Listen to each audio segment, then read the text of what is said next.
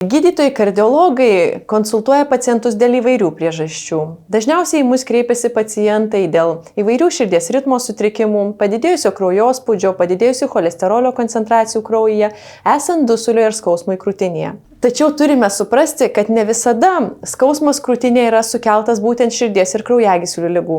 Jis gali kilti dėl esant stemplės ir skrandžio patologijai, stuburo patologijai, plaučių ligoms ar būti netgi psichosomatinės kilmės esant panikos atakoms. Tačiau pacientai, kurie turi skausmą krūtinėje, kuris yra fizinio krūvio metu, ar turi kitų gretutinių ligų, tokių kaip cukrinis diabetas, padidėjęs cholesterolis ar kraujospūdžio padidėjimo liga, serga lėtinė inkstų liga, turi sumažėjusią fizinio krūvio toleranciją, šiems pacientams rekomenduojama nedelsiant kreiptis gydytojo kardiologo konsultacijai.